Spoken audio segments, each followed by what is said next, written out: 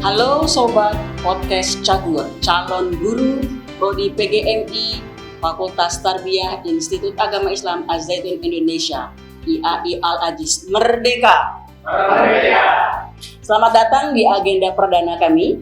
Hari ini kita berkesempatan bertemu dengan narasumber hebat yang pasti tidak asing bagi teman-teman semuanya. Kita akan membahas satu hal krusial yang sangat penting bagi kalian yang ingin berbisnis. Kalau hari-hari kawan-kawan mahasiswa Prodi PGMI membahas RPS, penyusunan RPS, jika mahasiswa dari Syariah membahas tentang penyusunan legal drafting, ataupun mahasiswa dari KPI membahas tentang penyusunan dari naskah broadcast untuk script broadcast, tapi hari ini berbeda, spesial.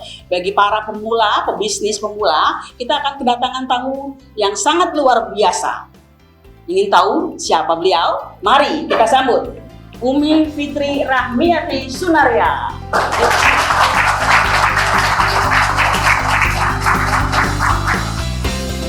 Assalamualaikum. Waalaikumsalam. Merdeka. Merdeka. Seperti tadi saya sampaikan bahwasanya hari ini kita akan membahas tentang penyusunan business plan. Business plan adalah sebagai satu literasi kewirausahaan bagi para mahasiswa. Beliau, narasumber kita hari ini nggak kaleng-kaleng. Lulusan dari University, lulus dengan gelar Master of Business Administration (MBA) in International Studies dari International Business AIS St. Helens, Auckland, New Zealand. Beliau menjadi pelaku bisnis, seorang praktisi di bidang perbankan, juga di bidang dunia peternakan. Perempuan gagah perkasa dan jelita ini adalah Mojang Bogor, begitu ya Umi? Mojang Bogor yang pasti tadi saya sampaikan di awal tidak asing bagi kita semua. Beliau juga adalah selaku wakil rektor bidang akademik di Institut Agama Islam Az-Zaitun Indonesia. Mari kita berikan tepukan yang gemuruh. Dipersilakan untuk memberikan say hello kepada audiens kita hari ini. Bismillahirrahmanirrahim. Assalamualaikum warahmatullahi wabarakatuh. Waalaikumsalam. Apa kabar semuanya? Baru pertama kali loh, ya nggak sih? Ya, ini luar biasa, inisiator yang luar biasa. Jadi dari kemarin Abi Rektor sudah menyampaikan kapan mau ada podcast, langsung saya sampaikan kepada teman-teman, dan yang menyambut pertama kali adalah Dekan Fakultas Tarbiyah. Luar biasa. Terima kasih Umi. Itu berkat inisiasi Umi juga sebetulnya. Ini tidak akan hadir manakala beliau tidak meminta kita untuk berkarya begitu. Alhamdulillah. Baik, ini kita langsung pada pemahaman tentang bisnis Umi. Kan tadi kita pahami bahwasanya tema hari ini adalah penyusunan bisnis plan, begitu. Nah, barangkali kawan-kawan tidak paham apa itu bisnis plan, namun sebelumnya yang perlu mereka pahami adalah kenapa sih mereka perlu paham tentang bisnis nih? Apakah bisnis itu peluangnya mencerahkan ke depannya, atau hal-hal apa yang bisa meyakinkan kepada anak muda ini untuk mereka memahami tentang bisnis? Perlunya apa? Begitu. Untuk bisnis, ada yang mengatakan bahwa saya tidak cocok. Oh, yang itu karena sudah sukses, maka teman-teman menyampaikan karena dia pas, dia cocok di situ. No. Kalau menurut saya, semuanya itu ada ilmu kefefet.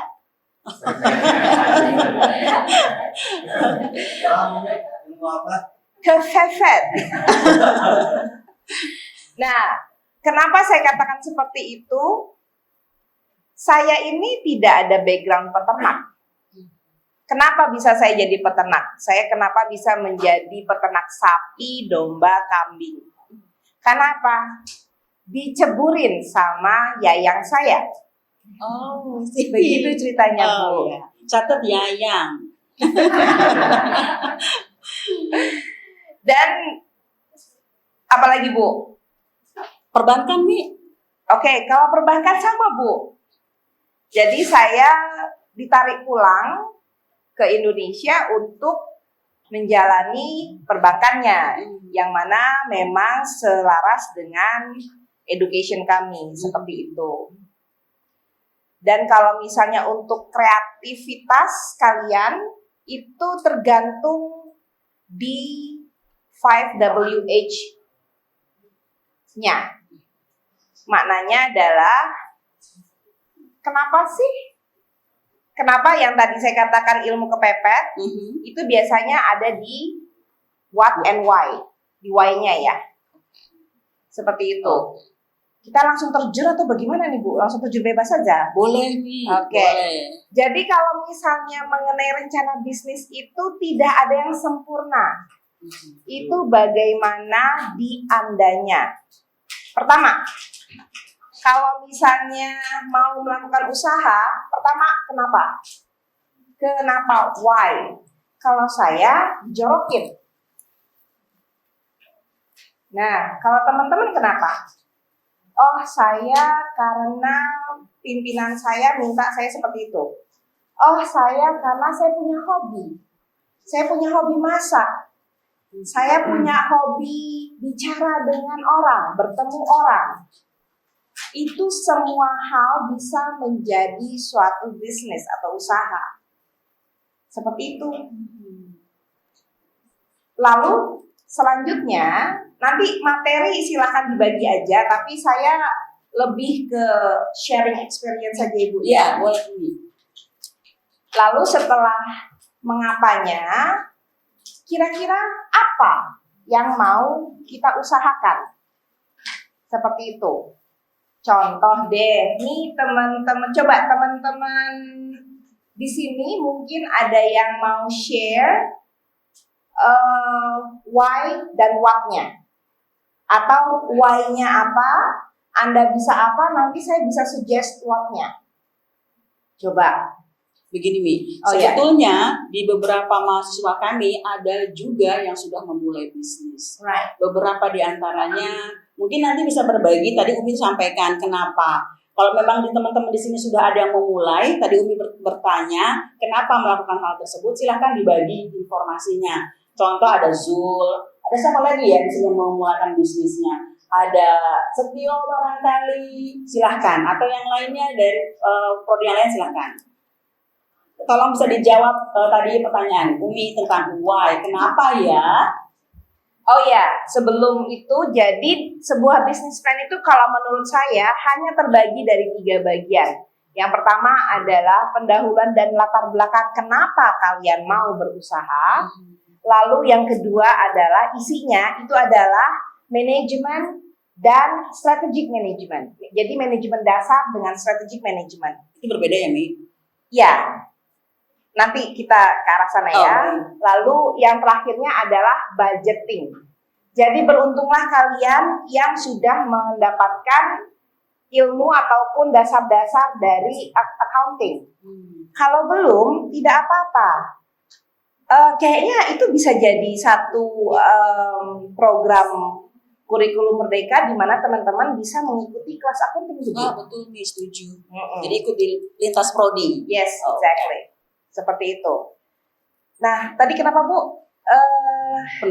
Manajemen itu berbeda. Ya. Divisi itu. Oke, jadi manajemen dasar kalau misalnya menurut Deming itu ada PDCA atau Planning, Do, Act, Control and Act. Lalu kalau misalnya menurut Terry itu adalah POAC, yaitu Planning, Organizing, Actuating, dan Controlling. Jadi planningnya, Anda usahanya itu rencananya mau seperti apa? Tapi tentunya sebelum masuk ke manajemen, coba mundur dulu. Kenapanya dan apanya. Sekarang kita langsung aja, langsung praktek. Jangan hanya sekedar teori. Setuju. Gimana? Coba. Misalnya dari teman-teman sini yang belum melakukan bisnis, lalu kepepet karena misalnya tidak bisa bayar uang kuliah? Ada nggak? Nggak ada. Berarti orang kaya semua gitu. Saya nggak yakin nih. Oke, misalnya ada yang seperti itu. Lalu Anda biasa disuruh sama uminya untuk, misalnya nih saya, untuk masak. Dan gunakan itu sebagai satu kesempatan untuk melakukan usaha. Ya, exactly. Seperti itu. Mau lanjut dari situ? Mau? Berarti why dan what-nya sudah ada ya. Why-nya adalah kepepet. Sekali lagi, biasanya ilmu kepepet itu yang mendorong kita lebih maju ke depan, Bu. The power of kepepet. Lalu what-nya adalah kita mau jualan makanan. Nah, lalu tentunya kita mau ke manajemennya, ke PO AC-nya ya. Berarti planningnya adalah saya mau masak apa ya, menunya apa. Lalu pembeli saya siapa, seperti itu. Lalu saya mau jualan tiap hari kah? Saya mau jualan sepekan sekali? Saya mau jualan sebulan sekali? Ini untuk memenuhi kendala keuangan saya, kira-kira saya perlu masak atau perlu jualan berapa periodenya? Lalu harganya berapa? Kira-kira pembeli saya ini bisa beli purchase power parity atau daya belinya ini berapa rupiah? Seperti itu. Lalu pasar saya siapa ya? Pasar saya diperbolehkan atau tidak? Kalau misalnya ada kendala di situ, siapa yang bisa saya dekati untuk mengadakan kerjasama untuk melakukan penjualan produk saya? Lalu bagaimana dengan kalau misalnya basi dan lain sebagainya? Itu salah satu contoh dari planning. Lalu masuk ke organizing. Organizing adalah mengorganisasikan bagaimana planning kita bisa dilakukan, diactuatingkan nanti. Misalnya, oke, saya cuma sendirian. Saya nanti masaknya gimana ya? Lalu SDM-nya hanya saya saja, atau saya bisa minta bantuan ke UMI, atau saya bisa minta bantuan transportasi, atau saya bisa mengatur dalam hal kerjasama yang tadi saya sampaikan untuk penjualan. Karena penjualan bisa saja bukan kita yang melakukan loh. Bisa saja kita komisi. Ya. Ini kita bicara untuk yang bisnis yang sangat sederhana. Kalau misalnya kita mau bicarakan ke yang kompleks, bisa saja, terserah audiens saja maunya yang kayak gimana. Saya hanya memberikan contoh aja, contoh reality ya. Iya. Kayak gitu. Iya. Yes. Oke, ada pertanyaan barangkali? Kita interaktif aja, biar asik. Silahkan. Umi Afwan, tadi disampaikan planning sekian. Itu semuanya harus tertulis ya? Yes, kan lagi mau bikin rencana bisnis kan? Iya. Ya, tertulis. Jadi itu adalah isi dari rencana bisnis Anda. Jadi lebih reality daripada sekedar a piece of paper. Seperti itu.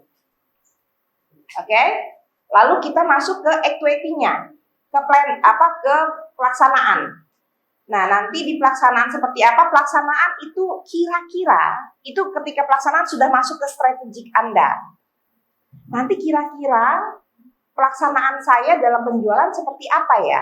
Terus untuk supaya makanannya tidak basi, nanti saya harus ngapain ya? Apakah saya harus punya freezer? Apakah saat pilihan makanannya, pilihan makanan yang tidak cepat basi, contohnya rendang. Rendang itu kan semakin sering dipanaskan semakin enak. Hal-hal seperti itu menjadi strategik Anda. Gimana caranya? Yang namanya ekonomi itu kan adalah memanage sumber daya yang terbatas. Uang kita terbatas, waktu kita terbatas, dan lain-lainnya terbatas, kita manage. Itulah masuk ke strategic management nantinya. Terus, apalagi? Evaluation. Evaluation itu nanti setelah rencana bisnisnya itu dilaksanakan, nanti jangan lupa semuanya harus dicatat. Oh, ternyata pilihan menu ini tidak semuanya suka, atau menurut market saya hanya 5% yang mau beli menu ini.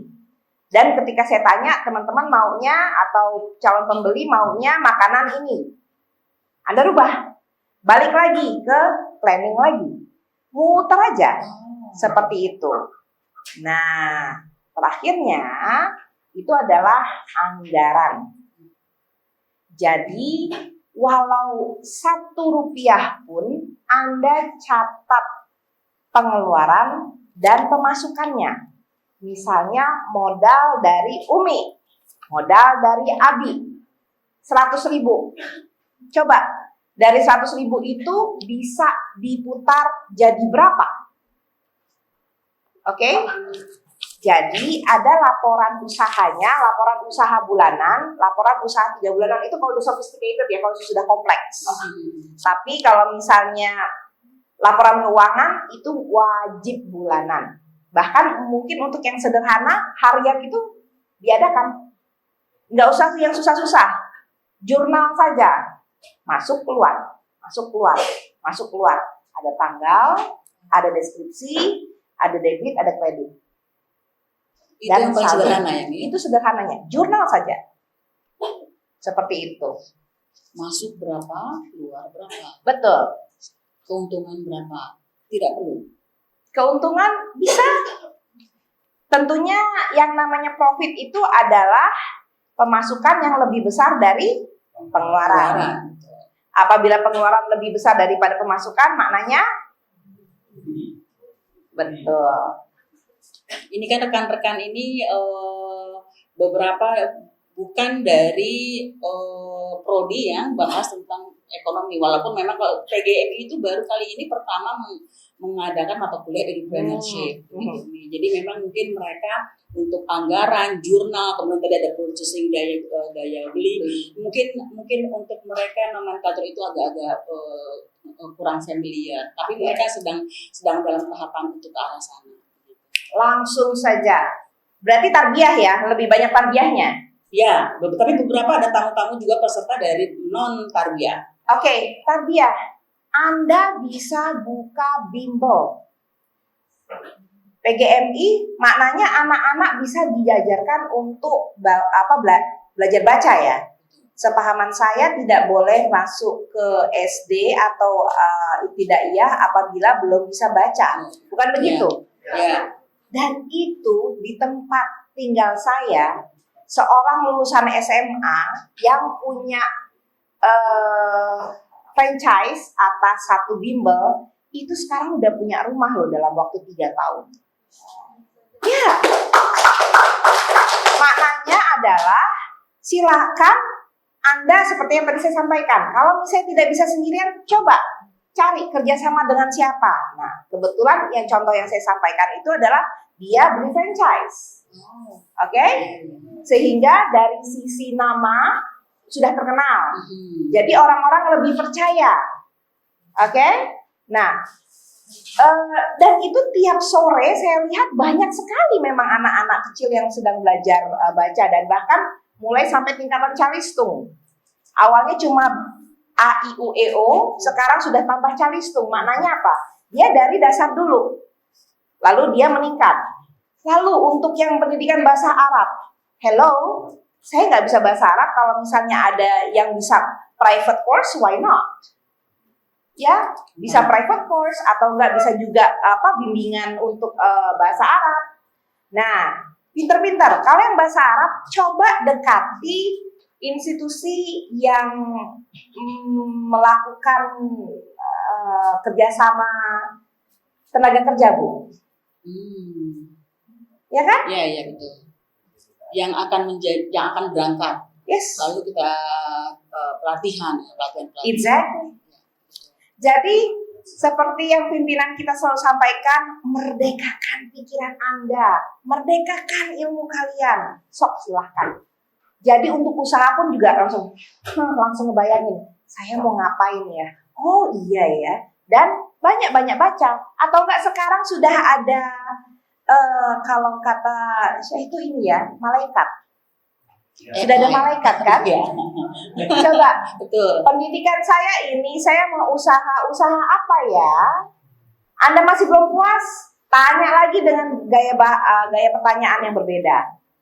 Sekarang udah banyak helper, ya enggak? Betul. Tapi jangan lupa, semuanya tertulis. Jadi kalau misalnya ada kesalahan ketika pelaksanaan, itu Anda tulis di evaluasi. Jadi Anda punya catatannya, oh kayaknya misalnya usaha Anda sudah ada 5 tahun. Kok nggak jalan-jalan ya, nggak naik-naik ya, kenapa ya? Coba Anda baca catatan Anda. Jangan sampai hal yang kita sudah tahu itu tidak layak ada di usaha kita lakukan lagi. Ya, betul. Dan saran saya, jangan pernah menyerah. Anda turun. Kalau dulu waktu kita naik sepeda, ketika ada turunan, pasti ada tanjakan di depan kita. Yes. Jadi ketika bisnis kita lagi turun, di depan insya Allah ada tanjakan. Asal kita belajar dari kenapa kita bisa turun. Ya, seperti itu. Kalau tadi bicara tentang turun begitu ya, di real bisnis yang Umi jalankan, apakah pernah mengalami hal-hal demikian? Seberapa terpuruknya pada saat itu dan seberapa bisa berdiri tegak kembali? Saya pernah sampai hampir bingung tidur di mana, Bu. Karena ya, dan itu karena usahanya lagi, istilahnya lagi terpuruk ya. Ya. Sampai tidak bisa memikirkan tidur di mana. So, kita nggak nyangka kan berarti ya, begitu. Yang kita lihat enak, begitu. Tapi ternyata perjalanan bisnis itu membawa narasumber kita sedemikian, bisa dibilang jungkir balik kami. Jungkir balik 360 derajat, Bu. Oke, menarik ini. Oke, dari teman-teman audiens ini, apakah ada yang ingin ditanyakan? Yes. Oke, tolong mikrofon mic-nya Kak. Yang ini Pak.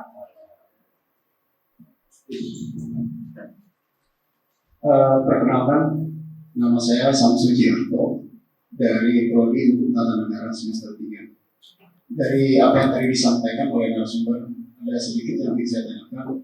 Apa tantangan global yang harus dihadapi oleh pelaku bisnis dan bagaimana cara menghadapinya?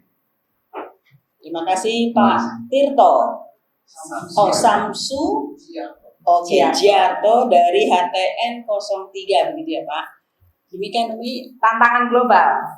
Tantangan global Bapak belakangan ini yang di Morowali, apa yang terjadi Pak? SDM Pak, sudah pasti. Ya. Lalu jangan salah. Malaikat itu bisa berlaku positif dan bisa berlaku negatif. Positifnya adalah bisa membantu Anda, tetapi negatifnya juga informasi semakin dekat. Jadi Anda tidak lagi memiliki satu informasi yang bisa Anda tahan. Oh, misalnya Anda mau bikin risol yang enak. Misalnya risol Bapak enak nih, terus saya beli. Gimana ya caranya supaya enak seperti ini? Saya tinggal pergi ke malaikat, saya tanya resep risol enak. Iya, seperti itu. Itu tantangannya. 2 diantaranya. Caranya harus inovatif setiap saat dan open minded. Nggak boleh close minded kayak dulu lagi. Bahkan kemarin saya baru saja ada FYP. Kenapa sekarang pabrik-pabrik langsung terjun ke end user? Kalau dulu supply chain itu dari pabrik ke end user itu setidak-tidaknya melewati 2 atau 3 langkah. Sekarang dari pabrik langsung ke end user Pak. Karena apa? Ternyata retailer, distributor itu banyak yang tidak mau merubah mindsetnya dengan perkembangan zaman. Sehingga mereka kolaps. Otomatis si pabrik bagaimana mempertahankan hidupnya? Langsung dia ke end user. Jadi bukan berarti bahwa si pabrik ini itu tidak mau memelihara distributor atau retailernya, tidak. Tetapi distributor dan retailernya yang tidak bisa bertahan, sehingga untuk survivor sebuah pabrik dia langsung ke end usernya. Seperti itu. Open minded. Baik, terima kasih. Begitu Pak, ada pertanyaan kembali? Cukup terjawab? Baik, terima kasih. Selanjutnya, silakan Pak. Sebutkan nama ya Pak. Dan prodi. Assalamualaikum warahmatullahi wabarakatuh. Waalaikumsalam. Perkenalkan, saya Abdul Hamid dari HPM 3812. Yang saya tanyakan, kebetulan saya menggeluti usaha franchise, yaitu ayam goreng Sabana. Oke. Ya. Dan ini sudah sejak tahun 2003. Bahkan belakangan ini karena udah persaingan kompetitor yang udah lebih banyak, mungkin mudah resep didapatkan, maka persaingan itu semakin tinggi, otomatis pendapatan itu akan berkurang. Nah, yang saya tanyakan bagaimana untuk menjaga kestabilan, karena kebetulan saya ini mulai tua, karena ibaratnya untuk tenaga dan waktu pun terbatas, ya. Nah, untuk menjaga kestabilan ibaratnya keuangan kita stabil, nah saya perlu masukan dari Umi, kan? Kan ada istilah itu mencari uang pakai uang, gitu kan? Atau mencari uang menggunakan pikiran, gitu kan? Nah, saya tanyakan seperti itu saja untuk menjaga kestabilan pemasukan keuangan atau menjaga risiko, gitu kan? Risiko ya harus manajemen, ya risiko untuk kestabilan keuangan. Jadi misalnya, terima kasih Pak. Berarti bilangnya untuk menjaga risiko untuk kestabilan keuangan, begitu ya? Risk dengan, management. Ya, dengan banyaknya kompetitor yang di sekeliling kita. Terima kasih Pak, silakan. Pak, siapa namanya tadi? Abdul Hamid. Abdul Hamid. Panggilannya? Bapak Hamid. Hamid. Oke. Pak Hamid, kita interaktif aja Pak, pegang dulu. Jadi saya juga pernah beli franchise Pak. Permasalahan dengan franchise adalah kita tidak bisa inovatif. Ya. Karena kita harus mengikuti apa kata pusat. Iya, betul. Nah, saran saya, tapi saya nggak tahu nih di franchise Anda boleh atau tidak. Jadi jangan Anda yang melakukan, tetapi keluarga Anda yang melakukan. Itu adalah melakukan Anda mau substitusi merek. Ya. Jadi yang Sabananya tetap, lalu substitusi merek. Nah, dari merek itu Anda silahkan masuk ke yang tidak ada di kontrak. Contoh, Anda bisa masuk ke Horeca, Pak. Hotel, restoran, catering. Harapannya, tentunya kalau misalnya ke Horeca yang sudah besar, mungkin harga Anda tidak masuk. Maka coba masuk ke Horeca yang baru mulai. Yang kecil-kecil, di mana mereka beli ayamnya tentunya harganya masih bisa di atas Anda. Karena Anda kan harusnya lebih banyak ya beli ayamnya dan bisa lebih murah. Itu satu dari contoh yang bisa saya sampaikan. Maknanya inovatifnya harus di luar dari franchise-nya. Karena kalau franchise kita ada legal kontrak yang harus kita patuhi di situ. Ya, betul. Oke? Kembali kasih. Baik, selanjutnya nih kita nanti beralih pada audiens kembali. Saya mundur sedikit nih. Oke.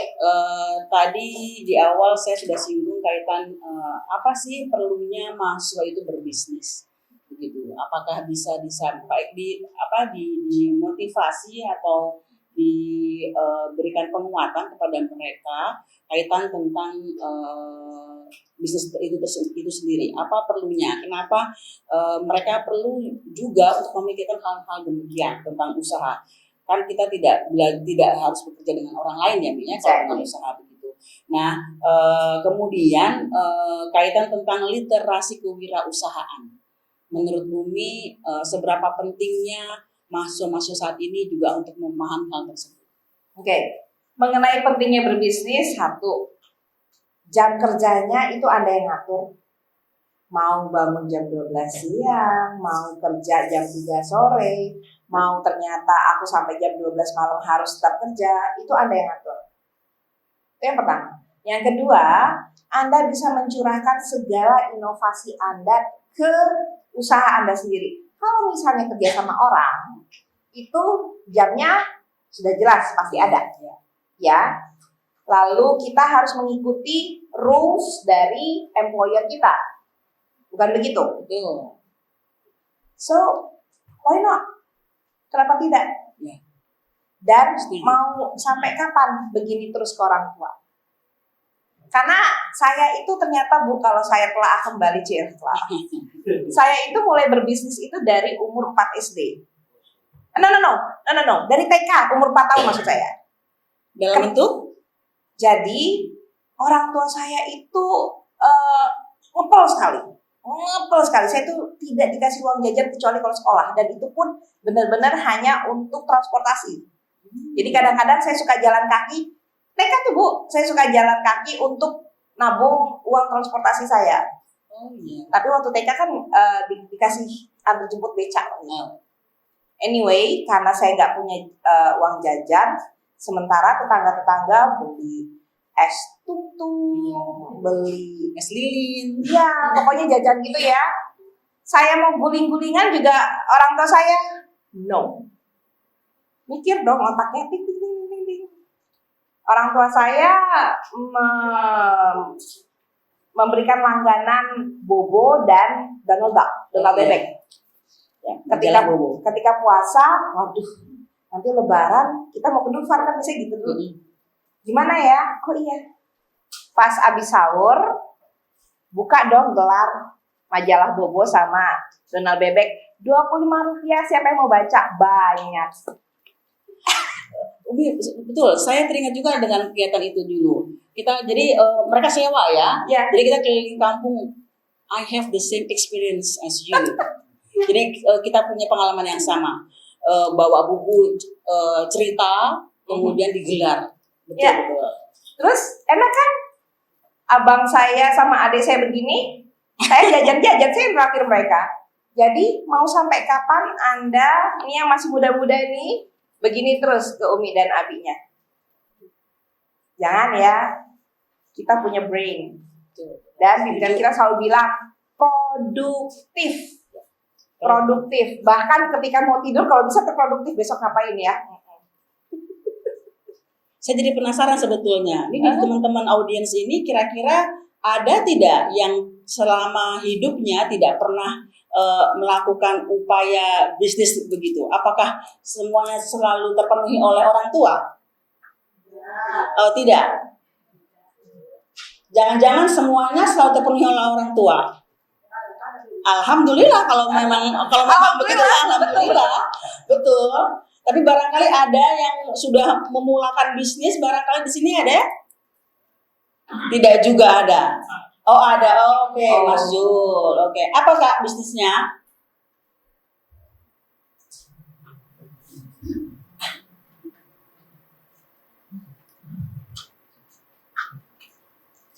Ada.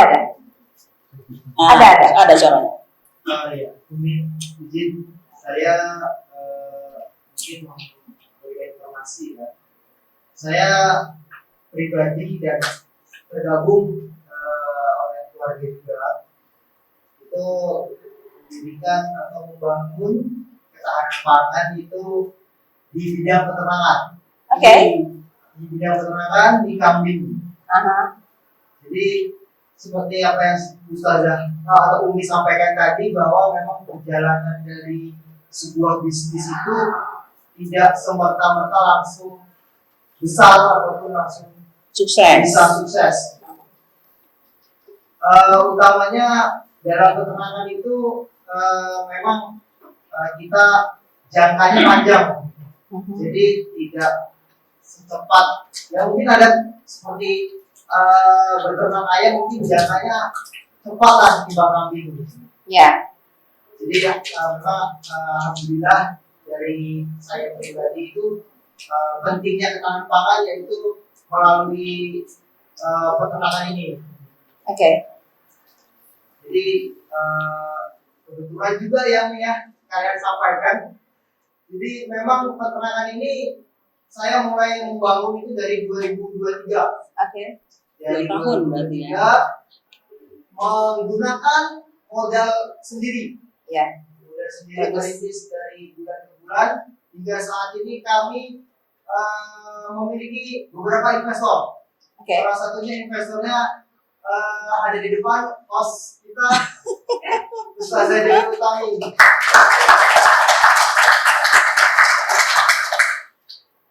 Ya itu, jadi saya membangun sebuah bisnis ini bukan hanya untuk keuntungan saya pribadi. Memang ini untuk kita penting untuk mengasah soft skill kita dalam bidang bisnis. Masing-masing sih Umi untuk bakat dan minatnya itu mau dalam bisnis makanan atau bisnis saya itu kan banyak.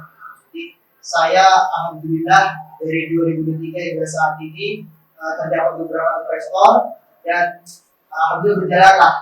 Cuman mungkin ada pertanyaan boleh? Oke, mungkin begini. Pada saat itu memang Zul menyampaikan kepada saya, Umi. Tapi pada saat itu memang Zul tidak menyampaikan bisnis plan-nya ya. Hanya dalam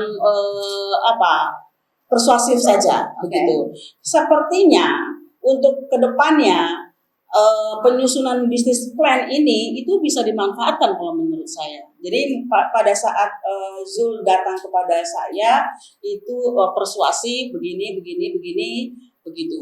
Tapi kalau mungkin kalau menurut saya usaha yang dijalankan pada saat ini akan lebih besar manakala bisnis plan-nya itu dilakukan. Apakah sejauh ini sudah ke arah sana atau belum? Baik, pasti ya kita penting untuk menyusun utamanya laporan-laporan keuangan dan lain-lain itu karena bisnis ini bukan hanya berjalan yang penting berjalan aja, tapi harus memiliki sebuah rekap untuk pertanggungjawaban kita. Betul. Bisnis kita utamanya terhadap investor, karena investor memberikan kepercayaan kepada kita untuk supaya apa yang dititipkan itu bisa atau memiliki bukti. Atau mungkin Umi ada saran kah untuk Zul itu sendiri bagaimana supaya bisnis yang dilakukan pada saat ini bisa berkembang kan kalau untuk bisnis plan itu kan nanti ada sesi bagaimana menyampaikan kan ya presentasi kepada investor supaya mereka itu tertarik. Sebenarnya ini hubungannya dengan pertanyaannya Bu Dewi mengenai literatur literasi kewirausahaan. Yes. Betul. Jadi literasi itu tidak hanya berbentuk dari buku, tetapi kalau saya literasinya itu adalah sebelum saya terjun ke peternakan, saya itu tipe orang yang kalau mau melakukan sesuatu itu harus dari bawah. Maka saya itu sampai menginap di peternakan orang selama 2 tahun, Bu.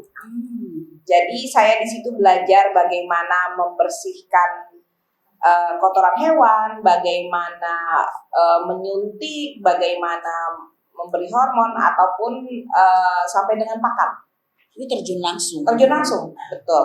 Walaupun mungkin ada SDM lain yang akan melakukan hal tersebut, atau betul. Tetapi kalau misalnya kita sendiri tidak tahu dari A sampai Z-nya, bagaimana kita tahu ada sesuatu yang salah di operasional kita? Seperti itu. Jadi apapun yang saya lakukan itu pasti saya mulainya dari bawah. Bahkan waktu perbankan, saya pun memulainya dari marketing, Bu. Saya itu dalam 1 hari itu saya pernah ke Tanjung Priuk, ke Tangerang, ke Bogor, dan akhirnya ke kantor di Bekasi dalam 1 hari untuk menemui calon-calon customer ya. Dan itu saya lakukan harus. Jadi saya bisa paham bahwa untuk tipe konsumen saya seperti ini. Seperti yang saya temui. Jadi risk manajemennya itu adalah Jangan sampai seperti apa yang telah terjadi. Seperti itu, Bu. Oke. Begitupun untuk peternakan. Tadi pertanyaan kamu tadi apa, Mas?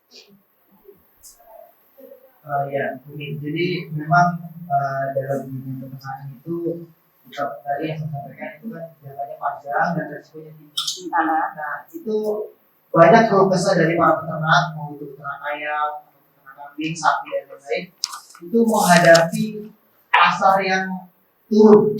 Karena dalam beternak itu kebutuhannya itu kebutuhan produksi itu besar, pakan, kesehatan dan lain-lain. Nah, pertanyaan saya itu bagaimana cara mengatasi pasar yang mungkin turun, tapi kebutuhan harus terpenuhi. Dan untuk bagaimana menyeimbangkan itu dalam kondisi seperti itu. Oke, sebelum ke hilir, saya ke hulu sedikit ya. Anda sudah dari 2022, 23. Dari 23. Oke, berarti sekarang sudah mau 3 tahun. Betul. Sudah ada catatan apa yang sudah Anda buat? Kebetulan Umi, yaitu awal saya membangun peternakan ini belum terpikirkan untuk datanya Umi, untuk membuat laporan. Memang kami berjalan, maksudnya ya sudah berjalan dulu untuk juga aset saya ke depannya, karena kan saya dalam pendidikan ini butuh banyak sekali pengeluaran biaya. Maka dari belajar mata kuliah di prinsip ini saya mulai ingin menyusun laporan-laporan yang untuk bukti ke depannya. Oke, laporan itu kan bentuknya di terakhir ya, di controlling dan atau evaluasi.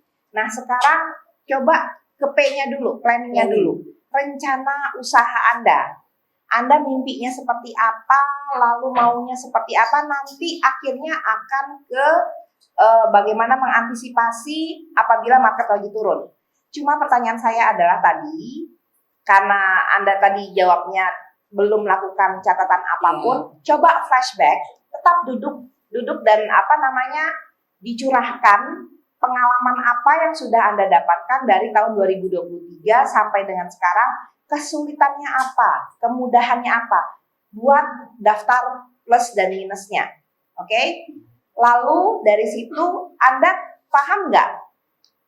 Atau mungkin Anda bisa analisa biaya terbesar dari sebuah peternakan itu apa?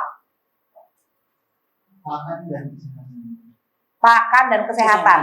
Saya bisa eliminir kesehatan apabila pakannya bagus satu, lalu apabila kandangnya higienis. Karena di awalan ketika kandangnya kandang higienis dan pakannya bagus, maka kesehatan saya sangat minimal untuk biayanya. Sangat minimal. Seperti itu. Nah, kalau misalnya sudah tahu pakan adalah biaya terbesar, maka harus efisien dong di situ. Sebenarnya yang kedua selain kesehatan itu adalah SDM. Karena kalau misalnya SDM-nya itu juga tidak piawai, maka banyak ternak kita yang mati. Nah, pakan, Anda bisa bikin sendiri nggak? Untuk saat ini itu bagian dari planning saya. Oke. Tadi yang bilang bisa, pakan apa yang bisa dibuat, Pak? Konsentrat untuk? Itu dibuat sekali buat itu bisa untuk 1 bulan atau. Oke, untuk ternak apa, Pak? Kalau di saya itu kambing. Ternak kambing. Pertanyaan saya, semua orang bisa bikin konsentrat. Hanya saja ADG-nya bagaimana? ADG? Average daily gain. Jadi di peternakan itu kalau misalnya kita mau tahu pakan kita yang bagus atau tidak, untuk sadoka itu ADG, average daily gain. Kalau misalnya di ayam itu FCR, food conversion ratio. Jadi pakan ke rasio bobot tubuhnya berapa persen. Nah, kalau misalnya average daily gain itu untuk sadoka itu dari pakan yang kita berikan setiap hari nambah berapa kilo, seperti itu. Gimana, Pak? Pernah dihitung ADG-nya? Kalau secara Nyala kok, Pak. Saya bisa dengar. Kalau secara perhitungan saya belum begitu paham, kan. Kalau secara dilihat secara kata-kata itu bobotnya jadi besar. Ayo Bapak kan sivitas akademik ya. Coba beli kalau misalnya kambing atau domba yang gantung aja Pak, murah kok Pak, yang 300.000 juga ada. Jadi caranya sangat mudah.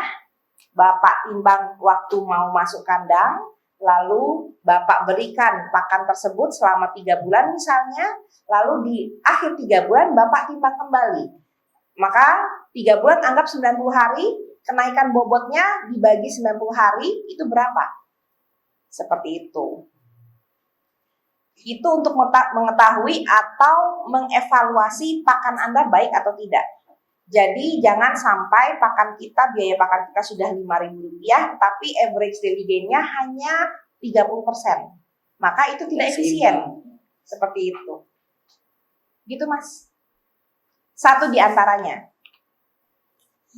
Jadi Zul sudah bisa memulai untuk membuat catatan-catatan, dimulakan dari 2026 ini barangkali, kemudian dianalisa, begitu tadi ya, dianalisa. Karena kalau memang satu usaha tanpa ada catatan sama sekali itu memang tidak akan apalagi ini kan kita untuk usahanya Zul mencoba untuk mencari investor yang lebih banyak gitu. Karena bagian daripada bisnis plan pada ujungnya nanti ada presentasi di mana kita menarik perhatian, mempresentasikan banyak orang agar mereka ikut bergabung. Jadi bukan. Tapi satu hal, sebagai investor, sebagai calon investor, kita juga harus paham. Ini laporan seperti ini bagus atau tidak? Lalu laporan seperti ini atau bisnis proposal seperti ini masuk akal atau tidak? Maka di situ masuk literasi kewirausahaan. Yes. Betul. Ya. Baik, barangkali ada lagi yang ingin bertanya? Oh ya, silakan. Pertanyaan saya lebih pada bisnis saya. Jadi kalau tadi kan bagaimana membuat, jadi saya punya usaha laundry gitu. Usaha? Laundry. Ya, laundry. Usaha laundry. Kalau untuk laundry kan misalnya sudah didata, kemudian nanti kita ada pembayaran. Nah di sini lebih pada yang budgeting ini tentang pencatatan anggaran dan pengangkatan. Kalau menurut saya ini kayaknya saya merasa bahwa selain daripada bagaimana kita mengembangkan laundry saya gitu ya, kayaknya juga hal penting yang harus saya lakukan adalah bagaimana saya dapat memanage keuangan yang sudah didapat itu dengan baik, karena saya merasa kayaknya saya belum mampu ya untuk memanage Keuangan. Ya keuangannya, karena untuk seperti di jasa laundry itu kan kita akan membutuhkan nanti pembayaran untuk beberapa hal, misalnya kayak parfum, kayak deterjen dan plastik dan lain sebagainya seperti itu ya. Selain itu juga kita untuk menginginkan kita mendapatkan laba, dan kita juga kami menginginkan untuk bisa tetap survive, bisa tetap laundry kami ada, dan kalau bisa berkembang dan bisa mendapatkan bisa membuka usaha, lapangan usaha untuk orang lain. Gitu kan. Buka cabang ya Bu? Insya Allah. Tapi yang saya rasakan kayaknya saya belum pandai memanage keuangan apa ya, karena kadang ketika sedang ada, tapi sedang tidak ada, bingung gitu ya, katanya ini habis, kemarin sudah untuk membayar karyawan, begitu nih. Jadi bagaimana ya cara memanage keuangan yang baik agar kita tetap survive, agar kita bisa lebih berkembang lagi. Apa pembagiannya itu seperti apa ketika kita sudah mendapatkan hasil, sehingga masih ada bisa dibagi untuk ini dan itunya gitu. Karena memang kadang-kadang juga terpakai juga untuk beberapa kebutuhan gitu ya, yang mungkin di sebelah itu sedang kosong gitu, tetapi tetap kebutuhan yang di sana bisa, tapi ini tetap bisa berjalan. Jadi dari keuangan itu seperti apa? Oke. Satu kalimat aja Bu. Ya. Ikuti kelas prinsip-prinsip akunting. Prinsip-prinsip dasar akunting. Karena di situ Anda selain pendapatan dan pengeluaran juga akan belajar mengenai inventory dan akan belajar bagaimana memisahkan keuangan keluarga dengan keuangan usaha. Seperti itu. Satu beruntung anak HES. Paketnya lengkap ya kalau anak HES. Paket lengkap. Gitu Bu. Soalnya kalau saya jelaskan satu persatu itu Ibu harus paham ledger, bagaimana Ibu memisahkan ledger si pembelanjaan tadi, karena kita ada pendapatan, lalu ada pos-pos pengeluaran. Nah, pos-pos pengeluarannya itu harus ada buku sendiri, namanya ledger, seperti itu. Nah, selain itu juga Ibu juga harus belajar inventory. Jadi jangan sampai parfum habis, duit habis, seperti itu. Baik. 1 semester aja kok Bu, ikut aja nanti. Cross credit. Kenapa? Nah, tadi disampaikan oleh Umi bahwasanya kalau mengikuti kurikulum Merdeka kita bisa belajar di lintas prodi untuk masuk satu mata kuliah begitu. Nanti mungkin kita ke depannya bisa membenahi kurikulum. Ya. Oke, baik. Terima kasih Ibu. Kembali lagi. Apakah ada lagi yang ingin ditanyakan oleh para Bapak? audiens? Ya, Bapak silakan Pak.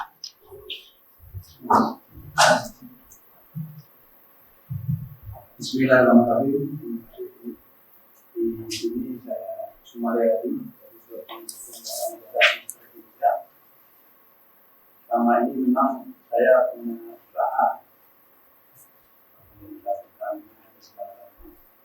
namun dalam perjalanannya saya ada kendala, yaitu bagaimana cara menyesuaikan video usaha kita atau bisnis kita terhadap tren konsumen, sehingga apa yang kita usahakan itu langsung berasal dari konsumen. Intinya cepat, usaha cepat. Begitu kita berusaha langsung dikenal oleh konsumen. Jadi bagaimana cara menyesuaikan itu usaha bisnis ini Sesuai agar dengan bisa meningkatkan konsumen. Alhamdulillah selama ini saya selain usaha pertanian, saya juga usaha menangkap. Dari pertanian ya kalau kita dari awal dipikir untuk bertani, menanamlah, maka kamu akan punya harapan. Dan situlah kita semangat terus. luar biasa Bapak. Terus yang kedua untuk beternak intap ini memang pakannya sangat murah, yaitu kita beli dedek yang 1 kilo itu cuma 2.500. Terus kita cacah bentuk pisang, difermentasi dengan enma dan kuteja, ya jangan lupa kuteja ini, kunyit, jahe, lawak. Ini sangat manjur juga, apalagi dalam kondisi hujan. Mereka tetap sehat dan biras lah, sehingga bertelur pun mereka alhamdulillah banyak. Nah, saya target waktu itu semenjak saya kuliah mendapatkan pelajaran pemberdayaan dari nah, mulai dari situ saya berdayakan apa yang saya punya, itu istri. Usaha Istri dulu. Artinya apa yang ada di rumah yaitu istri dan anak kita berdayakan untuk usaha. Sebenarnya sama dengan Mas Zul tadi pertanyaannya, bagaimana kalau misalnya konsumennya mulai turun gitu ya? Iya, Nah, Punten tadi Ibu siapa namanya? Burom lah. Ya, Bu Romlah dari MD ya? Nurrohmah. Iya. Nurrohmah. Oke. Jadi soalnya dari tadi HTN terus nih, baru MD nih, satu nih. Anyway, Zul tadi apa PGMI? PGMI. Oke, PGMI juga udah ada. Jadi kalau misalnya untuk market ya, pasar. Jadi ingat, merdekakan ilmu kita, merdekakan pikiran kita. Jadi jangan hanya nunggu pasar, buat pasar. Buat ya. Contoh, Anda entok. Kalau misalnya jual entoknya saja susah, maka jual langsung ke end customer dalam bentuk makanan. Sudah olahan. Contoh, udah olahan betul. Udah gitu ternyata tetap menurun. Bikin yang frozen. Karena dengan tren masyarakat Indonesia sekarang itu adalah fast food. Oke, banyak sekali orang-orang yang maunya masuk microwave saja. Betul. Honestly, yes. Iya. Apalagi saya begitu. Nah, kan Bu? Karena sibuk. Betul. Jadi buat frozen food. Lalu misalnya daging, bikin dendeng, bikin yang keripik-keripik, pokoknya bikin yang lifespan produk Anda. Lifespan tuh Pak tahan lama. masa berlakunya masa hidupnya tuh Lama. panjang ya. Jadi coba berpikir seperti itu. Nah, kembali lagi literasinya itu kudu diperkaya hasanahnya untuk supaya kita terfikirkan hal-hal tersebut. Sekarang pertanyaan saya, kenapa saya kok bisa mikir atau bisa menjawab dari apa pertanyaan teman-teman? Sudah. There you go. Tapi sebelum itu saya juga baca buku. Saya juga lihat orang-orang yang sudah sukses seperti apa. Jadi seperti itu Bapak Ibu. Oh, silakan mangga tuh. Iya, nomor kan sudah ada selalu Siap, nanti disampaikan. Ya.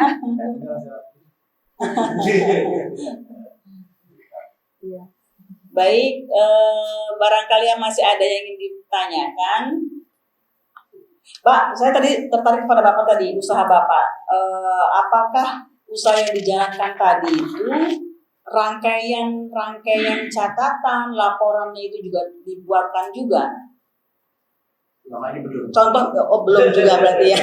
Dan tadi disampaikan ada daily average gain, average daily gain. Apakah sampai sedemikian detailnya untuk melihat, kan Bapak hanya memastikan, oh ini entoknya makanannya murah, kemudian telurnya banyak gitu kan ya. Apakah sampai ke arah detail demikian dihitung? Mungkin kalau unggas bukan ADG Bu, FCR. Oh FCR, ya. Oke, FCR. Bukan persen rate, ya. Itu saya dapat masukan dari Umi, alhamdulillah dari memberikan tunjangan. Jadi ini sepertinya harus saya praktekkan. Oke, bagus. Ini yang belum saya punya itu sih tentang aplikasi untuk pengecekan tadi. Pakai mikrofonnya Pak. Untuk pengecekan tadi ya, untuk administrasi saya belum lengkap lah. Yang kedua untuk pengecekan berat badan. Tadi Umi menyampaikan itu ide yang bagus, sepertinya itu akan saya sampaikan nanti itu pertimbangan. Karena di jangka waktu sekian hari atau sekian minggu saya kasih pakan seperti ini nanti akan naik berapa kilo. Nah, betul. Seperti itu nanti. Artinya penyampaian narasumber kita mencerahkan. Satu lagi Pak, Afwan, satu lagi. Jika teman-teman di sini bukan pelaku usahanya, tolong secara cermat itu tanyakan, ada masalah apa hari ini? Catat. Karena mungkin ketika yayangnya Bapak itu ada suatu permasalahan dan Bapak tidak ada, lalu diselesaikan sendiri, Bapak jadi nggak tahu. Nah, jadi segala permasalahan yang ada itu catat dan itu menjadi bahan controlling atau evaluasi Anda. Itu yang penting, benar deh. Terima kasih Umi, Kembali kasih. mencerahkan ternyata. Ya. Alhamdulillah. Alhamdulillah. Baik, barangkali masih ada yang ingin dibincangkan di kesempatan siang hari ini, Rabu cerah ya, nggak cerah juga ya, tapi agak mendung. Tapi saya yakin teman-teman sudah cerah karena rangkaian ujian sudah selesai. Ya, begitu ya. Oke. Ya, anak HTN tapi ini ada yang 01 nggak? Ini ada HTN. Ada yang 01 nggak? Ada yang 01 semester 1. Nggak ada ya? Oh, iya.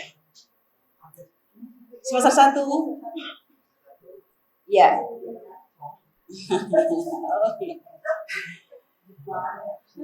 Ya, baik.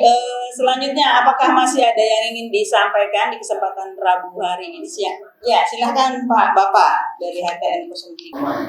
Bagaimana menurut narasumber dengan kondisi saat ini dan juga tuntutan yang cukup lumayan banyak lah berkaitan dengan pengeluaran, kira-kira apa yang pantas dan layak untuk kita lakukan sebagai pelaku bisnis atau membuat dengan kondisi yang seperti hari ini? Mungkin mohon penjelasan berikut misalnya. Oke, kondisi tentang digitalisasi tadi ya. Bagaimana para pemula menyikapinya? Begitukah maksudnya? Jadi saya minta saran. Ya, saran.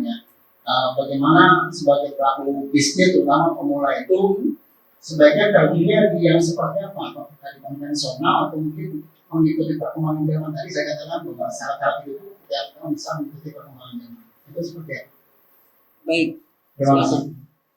Mudah saja Pak. Apapun usahanya, marketingnya digital. Apapun usahanya, marketingnya tetap digital. Ya. Begitu Pak. Itu untuk pemula. Kalau misalnya sudah ada uangnya, maka sistematisnya bikin digital. Contoh, close house dari peternakan ayam itu semuanya digital. Tapi uangnya ada nggak untuk pemula? Kalau belum ada, peternak ayam 1-2 saja dulu. Lalu Anda mau bikin end product langsung boleh, ayamnya sendiri juga boleh. Lalu pakai apa? Pakai online. Ada Shopee, ada Tokopedia yang terpercaya. Apapun usahanya. Marketingnya digital. Pemasaran. Karena itu bisa seluruh Indonesia, Pak. Jadi saya pernah mencoba mencari kain kalau nggak salah. Ternyata penjualnya di Kalimantan, di Pontianak. Dengan free ongkir yang disediakan oleh marketplace-nya, ya. itu kan menjadi sangat ekonomis. Ya kan? Begitu rasanya Pak. Iya. Apapun usahanya, marketingnya digital. Oke. Itu boleh mengikuti zaman. Apapun marketing usahanya. Iya, begini kan Pak. Kata-kata hari ini dong, begitu nanti jawabannya begitu tuh.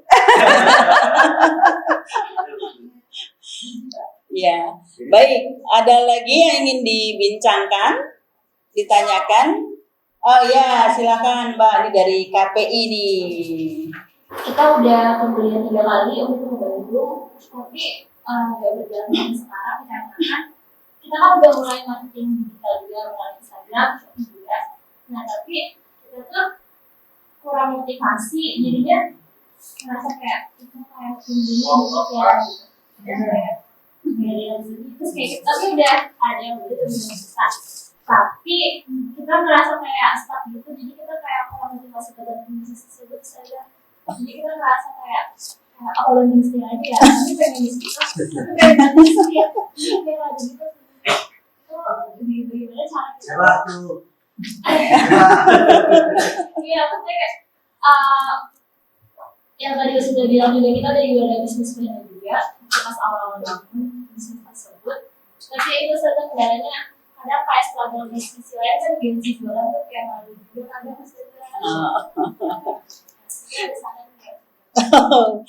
tips and trick gitu ya, supaya tetap struggle di usaha yang dijalankan. Oke. Gimana nih tips dan trik supaya para Gen Z ini tetap struggle di bisnis yang dijalankan? Sebenarnya kuncinya tadi udah ketahuan dan kamu sudah tahu, malu. Kenapa malu? Karena bisa jadi poinnya di situ, Non. Bisa jadi poinnya di situ. Jadi kamu nge-live udah 1 jam tapi kok nggak ada yang nonton. Untuk mendapatkan sampai dengan 1.000 lebih penonton, itu si email Sultan Bandung itu 5 tahun baru kayak begitu. Jadi persisten, konsisten dan jangan malu. Terus dia cerita kok si email itu dia sampaikan bahwa awalnya yang nonton 0, 1, 2, 3 itu 3 bulan pertama. Terus naik 10, naik sampai sekarang dia itu penontonnya sampai 4.000 lebih. Dalam waktu 5 tahun. Yes. Kakak sudah berapa lama? Oh, belum ada setahun ya. Terus? Apalagi? Silakan. jadi kayak Nggak apa-apa pakai mic. berarti kayak menurut saya ingin dipertahankan atau kita ganti. Nah, itu. Dipertahankan atau banting setir? Oke, satu, ini main bisnis Anda atau side job? Kita waktu itu kan juga sempat kayak lihat target pasar itu maksudnya ramai apa ya, terus kita kayak oh ini kayaknya ramai nih yang kalau kita jual ini, jadi kita kayak lihat target pasar di situ sudah, tapi karena ternyata terlalu banyak, jadi kayak terlalu banyak saingan, apa kita bisnis yang lainnya, jadi kayak kadang secara visualnya sih sebenarnya. Jadi tadi kembali ke yes, ke apanya. Nah, sebelum menentukan apa, jika Anda tidak mengetahui saya harus apa, itu lakukan survei. Lakukan survei. Dan kalau misalnya itu your main job atau main income, kalau saya jadi Anda, saya akan bukannya pindah, tetapi saya akan lakukan dua hal. Betul. Mau bertahan, tetapi gini, andainya Anda benar-benar mau shift, mau pindah, selama inventory Anda habis. Jadi jual sesuai harga saja dulu. Yang penting Anda nggak rugi. Jadi tidak perlu ada margin, yang penting modal dari yang ini Anda rubah ke sebelah sini. Kayak gitu, tapi jangan sampai rugi. Oke? Terima kasih. Jangan malu ya. saya aja ngebersihin kandang orang loh. Kandang sapi saya mandiin sapi. Sampai sekarang kalau misalnya saya lagi ini, saya ke itu Pak mandiin sapi. Abi juga gitu. Kita buat sapi kita. Berarti seorang Umi aja Pantang menyerah. Baik, mungkin bila dirasa cukup, kita sudahi kegiatan di siang hari ini. Saya kembali lagi bertanya untuk terakhir kali, masih adakah yang akan bertanya? Terakhir ya, terakhir. Oke. Oh, ada dua ternyata nih. Oke. Bismillahirrahmanirrahim. Assalamualaikum warahmatullahi wabarakatuh. Waalaikumsalam. Saya Siti Selama dari PGB 3. Yang saya ingin tanyakan seperti ini saja. Strategi apa yang perlu direncanakan dalam bisnis plan usaha hasil untuk mengantisipasi terjadinya penurunan penjualan? Karena saya kan punya usaha saja. Usaha saya menjual lontong, titik kuah-kuah. Nah, di awal itu bagus saja, perjalanan beberapa lama penurunan drastis, akhirnya saya memutuskan untuk berhenti. Oke. Jadi strateginya apa begitu? Sebelum ke Bapak saya jawab dulu ya, karena ini jadi gini Bu, pahami juga bahwa produk kita ini masuk ke produk apa? Produk langka kah? Produk yang gampang diganti kah? Kalau misalnya produknya gampang diganti, berarti coba Ibu, tiap 1 bulan Ibu ganti menu. Iya. Jadi itu ada teorinya leaping frog Bu. Jadi penjualan nanti pasti ada turunnya, ada maturity-nya. Nah, sebelum dia turun, Ibu create produk baru sehingga dia naik lagi. Dia naik lagi. Dia naik lagi. Sebelum turun, Ibu sudah ada menu baru. Yes. Lontong isi keju. Merdekakan Bu, merdekakan. Merdekakan. Karena gini, Ibu udah lihat nih, loh kok ini sepekan udah turun nih. Oh, coba ya menu yang lain. Lihat aja, lihat dari catatan. Oke? Boleh, Iya. Gini saja, kan saya ada selama libur ini saya ada keinginan untuk membantu anak-anak untuk belajar membaca. Nah, setelah saya berpikir saya cuma ingin membantu. Ya, jadi saya bilang orang tua itu gratis lah seperti itu. Nah, setelah beberapa hari berjalan, orang tua itu mendekati saya, Bu, bayarnya berapa gitu. Terus gimana tuh? Itu peluang itu. Itu peluang. Kalau itu tergantung ibu ya. Kalau itu murni tergantung ibu. Kalau mahal dia mundur. Ini saya harus pada prinsip yang mata dengan ada seperti itu. Bu, ibu terserah aja. Saya ikhlas. Kalau bisa jangan di bawah 50. Itu Jadi ada ada angkanya tetap. Gimana ibu? Kalau saya, kalau memang mau dikomersialkan, ibu hitung berapa transportasi? Berarti fixed cost ibu berapa? Fixed cost itu adalah biaya yang ibu keluarkan untuk melakukan atau memberikan jasa ibu. termasuk biaya listrik juga. Oh iya, Betul. kalau dilakukan di rumah ibu kan, kalau misalnya tidak dilakukan di rumah ibu, misalnya, tapi saya jalan kaki, berapa waktu yang ibu serahkan untuk memberikan jasa ibu? Lalu ibu nilai jasa ibu berapa? Itu kalau mau dikomersialkan. Kalau saya jadi ibu, saya lihat kalau orangnya cukup berada, saya akan komersialkan. Yang tidak, nggak usah bu. Begitu Bu. Tapi saya tidak komitmen dengan awal. Komitmen awalnya apa Ibu? Ya kan tidak membayar. Ya sudah berarti. Berarti untuk yang kalau misalnya ibu mau komitmen seperti itu, yang sudah ibu lakukan no cost. Tapi apabila ada yang tambahan, tapi ada biayanya ya. Iya. Kan di sini tuh seringnya anak-anak itu paham saya ya, pada ininya gratis rata-rata itu. Jawabannya jelas dikembalikan kepada ibu kayaknya deh. Jawabannya sudah jelas dikembalikan kepada ibu. Mau dikomersilkan kah? Mau dengan ikhlas kah? Silahkan. Oke. Baik, terima kasih Ibu Siti Salama. Selanjutnya ini ada tamu jauh dari negeri seberang yang hadir di kesempatan hari ini. Silahkan Bapak diajukan pertanyaan kepada narasumber kita di siang hari ini. Monggo. Waalaikumsalam warahmatullahi wabarakatuh. Yes, since I'm the last speaker for the day, first, last person to talk about the business plan. Ya.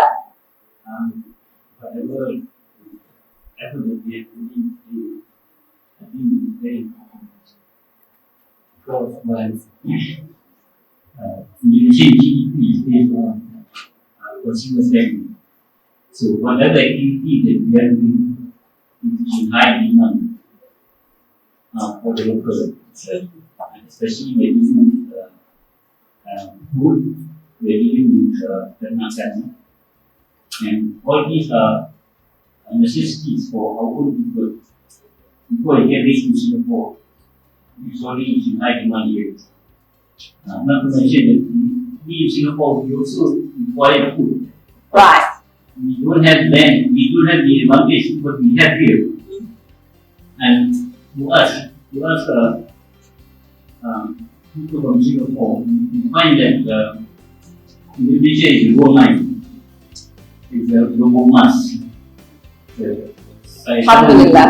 Ya, saya memang dan alhamdulillah kita teruskan dan untuk orang yang ada di sini, saya partisipasi dalam ini. Alhamdulillah. Actually, it's a comment, right? No. Thank you so much for your comment. Ya.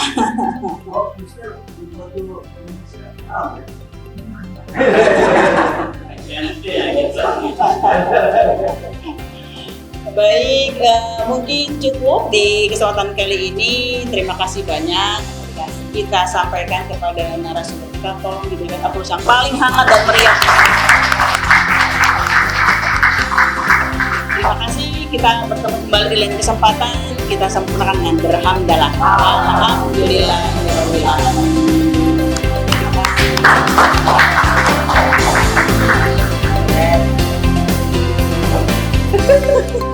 Terima kasih semuanya untuk kehadiran di siang hari ini.